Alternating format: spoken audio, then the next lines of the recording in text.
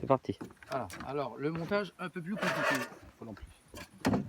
Pour obtenir plus de puissance, quand on a des groupes qui sont plus nombreux, on va intercaler dedans un ampli de puissance qui va renvoyer vers les deux enceintes extérieures là.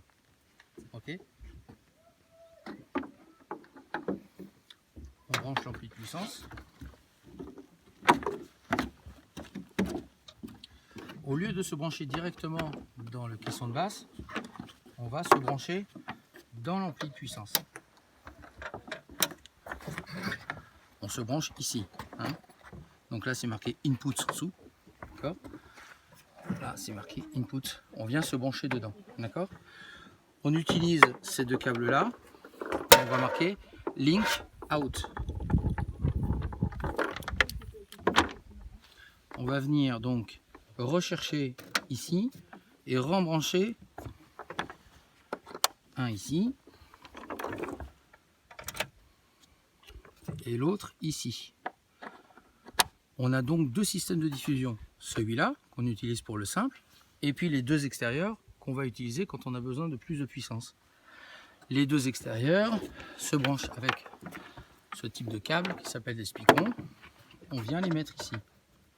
Voilà. Et on vient les mettre ici. On va travailler dans ce sens-là.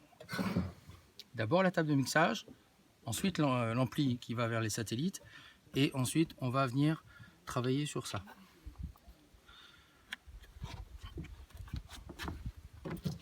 J'allume ici.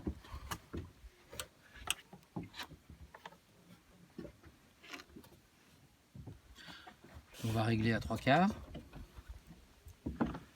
J'allume le micro et je commence à parler. Voilà, j'arrive ici, j'ai déjà pas mal de puissance. Hein, mais on n'est que sur les extérieurs là. Ensuite, je vais venir monter celui-là pour récupérer du son et on entend tout de suite qu'il y a du son qui sort d'ici.